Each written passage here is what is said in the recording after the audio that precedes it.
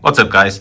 It's been almost 6 years, I can't believe it, since I did my original suspension guide for the Ohlins setup on the Thruxton R. Today I'm back with the Scrambler 1200 XC. Starting up, you can actually do this with just the supplied tool, which is behind this panel here. So let's take a look. I'm gonna pull this off, and you're gonna find your single tool. You can actually do this with the whole thing with this one tool. The rear preload adjustment requires 2 steps. First, you need to loosen the grub screw.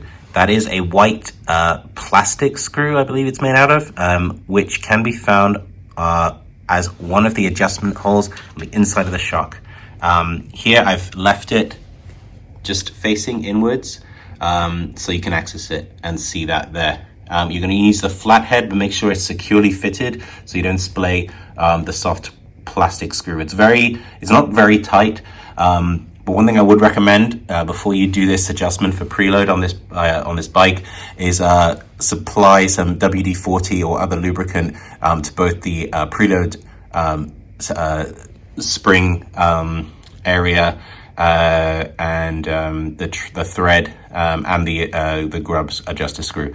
The reason is it's probably going to be stiff. This area gets a lot of spray and dirt. It may have even seized. So if it's still not coming loose after WD-40, you may need to find get some boiling water as well. Step 1, you're just going to insert the tool supplied and just loosen it like that.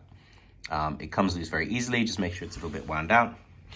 Step 2, using the same tool, you can insert the hex side into one of these recess areas, and then you're going to turn the whole thing around using this as basically as leverage.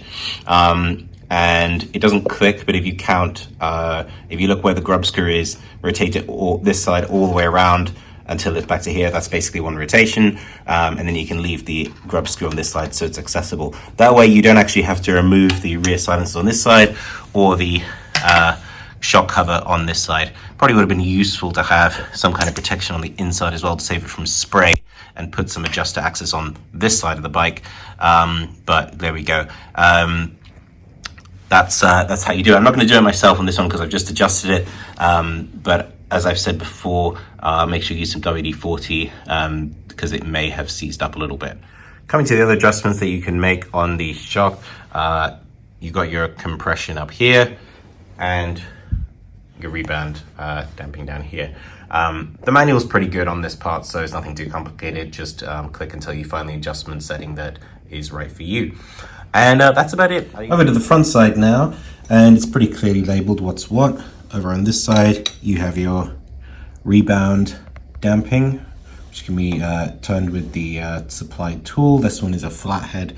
And over on this side, you have your compression damping. What isn't in the manual, and I've just discovered this from searching the forums online, is that the front suspension also has preload adjustment, which is done through this black nut here. Now, this isn't in the manual, so I'm not sure this is 100% accurate, but I'm gonna give it a try anyway. So apparently, you would twist clockwise for increased preload.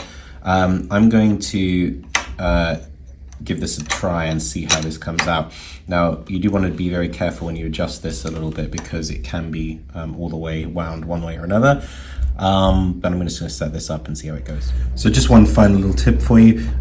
As you rotate this black nut around, the inner bolt here for the damping is going to rotate as well. So what you want to do is hold that still with the tool or a flathead screwdriver. As you rotate it around, what you don't want is this knocking up against the end of its, the limit of its travel, so that the adjuster is not going to get stuck or seized. You've got to be very delicate with working with suspension. These might be very stiff when you first turn them, and they'll probably be wound out either the maximum end of preload or the bare minimum, which was the case with me. Apparently this is how they come from the factory. They're on bare minimum preload. And I noticed particularly with overall suspension setup that it was getting quite a lot of rider sag when I sit on the bike. So hopefully now with the front and rear properly set up for me, it's going to be a much better ride experience. I've already tested the rear and that's fantastic. Massive difference, increasing the rear preload. So if you find your handling is a little bit underwhelming, and you find that particularly when you notice you sit on the bike with the kickstand on, that the kickstand is sitting very low to the ground, you'll probably need to jack up your preload suspension. So hope that's helpful, and let me know what you think. Cheers.